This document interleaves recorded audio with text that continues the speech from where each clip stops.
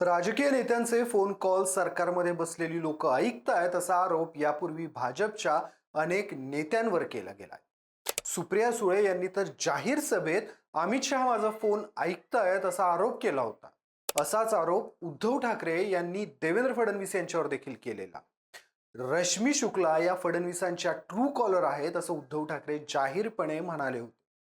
मी या सगळ्यांची आता आठवण यासाठी करून देतोय की यापूर्वी किमान राजकीय नेतेच एकमेकांवरती सत्तेत असताना फोन टॅप करण्याचे आरोप करत होते. मात्र आता हा आरोप सामाजिक कार्यकर्ते असणाऱ्या अंजली दमानिया यांच्यावर होतोय. खरात प्रकरणाचं सीडीआर बाहेर आणल्यामुळं संजय राऊत यांनी तर अंजली दमानिया काय रॉच्या एजंट आहेत का असा प्रश्न सुद्धा विचारला. यासोबतच सुषमा अंधारे आणि उदय सामंत यांनी देखील अंजली दमानिया यांनी सीडीआर माध्यमामध्ये आणण्याबाबत प्रश्न उपस्थित केले. यामुळेच महाराष्ट्राला प्रश्न पडतो की सामाजिक कार्यकर्त्यांना असे कोणते अधिकार आहेत ज्यात त्यांना सीडीआर मिळतो. खरंच असे अधिकार सर्वसामान्य माणसांना किंवा विशेष सामाजिक कार्यकर्त्यांना असतात का, या संदर्भातच आपण या व्हिडिओच्या माध्यमातून जाणून घेणार आहोत. नमस्कार, मी शशी आणि तुम्ही पाहताय कट टू कट. राज्यात अशोक खरात काळ चर्चेत आहे, रोज नवनवीन माहिती पुढे येते. अशातच सामाजिक कार्यकर्त्या अंजली दमानिया यांनी एक मोठा बॉम्ब फोडलाय. त्यांनी अशोक खरात सोबत कुणाचं किती वेळा बोलणं झालं याचा सीडीआर समोर आणला आणि यामुळं एका नवीन वादाला आणि राजकीय चर्चेला सुरुवात झाली. आपल्या जवळील सीडीआर जाहीर करताना अंजली दमानिया यांनी रुपाली चाकणकर, प्रतिभा चाकणकर, एकनाथ शिंदे, सुनील तटकरे आणि चंद्रकांत पाटील यांची नावं घेतली. पैकी सुनील तटकरे आणि चंद्रकांत पाटील यांचे 8 कॉल झालेत असं त्यांनी म्हटलं. तिथंच रुपाली चाकणकर आणि एकनाथ शिंदे यांचे किती वेळा आणि किती वेळ कॉल झाले हे देखील त्यांनी माध्यमांमध्ये मांडले. त्यांनी अख्खी कुंडलीच एकनाथ शिंदे आणि खरात यांच्या कॉलबाबतची माध्यमासमोर आणली. अंजली दमानिया यांनी केलेलं काम कौतुकास्पदच आहे, त्यात वाद नाही. त्यांनी राजकारण्यांना एक्सपोज करणं हे लोकशाहीसाठी चांगली गोष्ट आहे. पण यामुळं त्यांच्यावर संजय राऊत, सुषमा अंधारे, उदय सामंत यांनी केलेले आरोप देखील विचार करायला लावणार. संजय राऊत म्हणतात अंजली दमानिया यांना इतकी गुप्त असणारी माहिती कशी मिळते, त्या रॉ एजंट आहेत का? सुषमा अंधारे देखील आपल्या प्रेस कॉन्फरन्समध्ये म्हणतात आम्ही ATS ला मागून थकलो पण आम्हाला सहज सीडीआर मिळत नाहीयेत. उदय सामंत देखील म्हणतात की दमानिया यांना सीडीआर पुरवणारा अधिकारी कोण आहे हे शोधलं पाहिजे. यावर अंजली दमानिया यांनी उत्तर दिले की मला एका अनोळखी व्यक्तीकडून ही सीडीआरची माहिती मिळाली. मी जेव्हा जेव्हा लढते तेव्हा तेव्हा अशी असंख्य माहिती माझ्यापर्यंत येते. मी हे देखील म्हटलं होतं ही माहिती मी आधी डीजे ऑफिस, CM ऑफिस, तेजस्वी सातपुतेजा SITच्या अध्यक्ष आहेत त्यांच्याकडे पाठवली होती. त्यानंतर 2 दिवसांनी मी AI द्वारे पूर्ण इन्व्हेस्टिगेशन केलं की ही माहिती खरी आहे की नाही. त्यामध्ये मला जेव्हा कळालं की हा सीडीआर जेन्युइन आहे, त्यानंतर मला वाटलं जनतेपुढं हा आणणं गरजेचं आहे. जनतेच्या न्यायालयात हे सगळं असणं गरजेचं आहे, म्हणून ही सगळी माहिती मी पब्लिक केली. पण अंजली दमानिया यांचे हे उत्तर न पटणार आहे. सगळ्यात आधी सीडीआर म्हणजे काय ते तुम्हाला सांगतो. सीडीआर म्हणजे कॉल डिटेल रेकॉर्ड, हा एक प्रकारचा डेटा असतो. म्हणजे तुमचं एक प्रकारचं संपूर्ण संभाषण, तुम्ही किती वेळ बोलला, कोणाशी बोलला, किती बोललात, या सर्व माहितीचा रेकॉर्ड म्हणजे सीडीआर असतो. तुम्ही फोन कोणत्या क्रमांकावरून केलाय, कोणत्या क्रमांकावर केलाय, किती वेळा कॉल रिसीव्ह केला गेला, कॉल सुरू होण्याची वेळ, कॉलचा एकूण कालावधी याची माहिती देखील यात असते. त्याशिवाय किती नंबरवर मेसेज पाठवण्यात आले, कोणत्या नंबरवर मेसेज पाठवण्यात आले, किती मेसेज रिसीव्ह झाले, हे सगळी माहिती या सीडीआर मध्ये असते. बरं, हा सीडीआर मिळतो कुणाला? हा सगळ्यांना मिळतो का? तर नाही. कायदेशीररित्या सीडीआर हा कुणालाही सहजासहजी मिळत नाही. कुणालाही सहजासहजी मिळत नाही म्हणण्यापेक्षा तो असाच कुणालाही मिळत नाही. CBI, IT, intelligence bureau, police, NI, ATS, NCB आणि जितक्या चौकशी यंत्रणा आहेत त्या सर्वांना चौकशीच्या दरम्यान सीडीआर काढण्याचा अधिकार आहे. मात्र त्यासाठी त्यांना न्यायालयाची परवानगी घ्यावी लागते.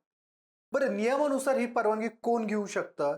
तर ACP आणि DCP रँकचे अधिकारी. चौकशी सुरू असलेल्या व्यक्तीच्या सीडीआर साठी मोबाईल नेटवर्कवाल्या कंपनीच्या नोडल ऑफिसरकडे ही ACP आणि DCP दर्जाचे अधिकारी त्याच्या सीडीआर साठी मागणी करू शकतात. त्यामुळे अंजली दमानिया यांनी मला कोणीतरी सीडीआर पाठवलं हे म्हणणं न पटणार. सोबतच संशयाला जागा देणारं देखील. नियमानुसार जर ACP किंवा DCP रँकचे अधिकारी सीडीआर काढू शकत असतील तर दमानिया यांना सीडीआर पाठवणारा कोणीतरी उच्चपदस्थ पोलीस अधिकारी असणार. हे तर स्पष्टच आहे. सो राज्याच्या गृह विभागात असं नक्की कोण आहे जो कुठल्याही पदावर नसलेल्या अंजली दमानिया यांना इतकी गुप्त माहिती पुरवतोय, हा प्रश्न या निमित्तानं उपस्थित होतो. खरं यापूर्वीच्या प्रकरणांमध्ये जिथं जिथं अंजली दमानिया यांनी इंटरफिअरन्स केलेला आहे, त्या प्रकरणात बारकाईने लक्ष दिलं तर त्या सिलेक्टिव्हली टार्गेट करतात, असा आरोप सुषमा अंधारे यांनी यापूर्वी देखील केलेला. भाजपला त्या वाचवतात असा गंभीर आरोप देखील सुषमा अंधारेंनी केलेला. अंजली दमानिया यांचा आजवरचा इतिहास पाहिला तर सुरुवातीला त्या आम आदमी पार्टीमध्ये होत्या. नंतर आम आदमी पार्टीला नावे ठेवत त्यांनी पार्टीला सोडचिठ्ठी दिली. त्यानंतर पूर्ण वेळेस त्या स्वतःला सामाजिक कार्यकर्त्या म्हणवत बऱ्याचशा प्रकरणांमध्ये पत्रकार परिषदा घेत माहिती पुढे आणत सक्रिय झाल्या.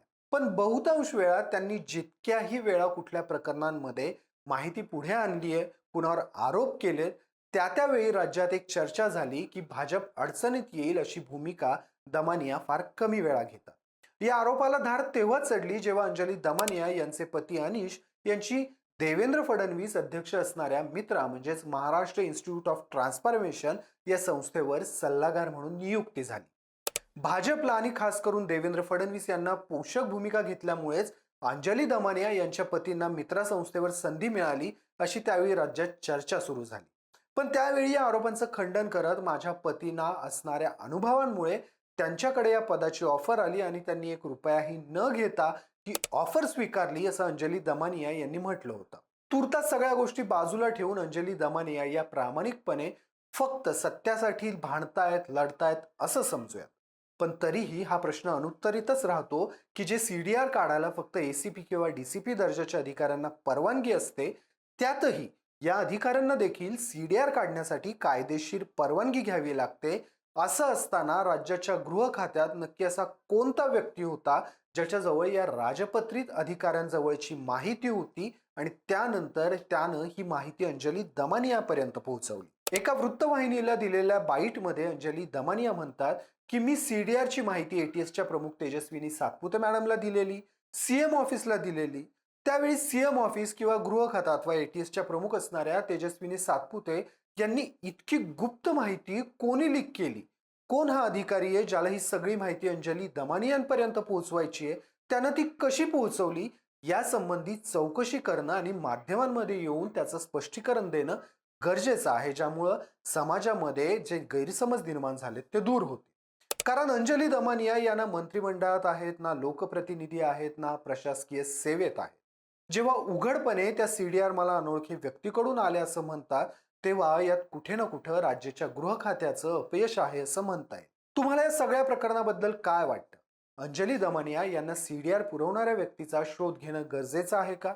अशा पद्धतीनं चोरून सीडीआर पुरवण्याच्या कृतीनं भविष्यात राजकारण हे भलतं वळण घेऊ शकतं का? या प्रकरणी एटीएसच्या प्रमुखांनी माध्यमांमध्ये येऊन हा चोर कोण आहे त्याची माहिती देणं गरजेचं वाटतं का? अंजली दमानिया यांनी एकनाथ शिंदेचं अगदी कॉल टायमिंग देखील सांगणं यामागं कुठला राजकीय हेतू आहे का? मला कमेंट करून नक्की सांगा. व्हिडिओ आवडला असेल तर व्हिडिओला लाईक करा, शेअर करा आणि कट टू कटला सबस्क्राईब करायला विसरू नका.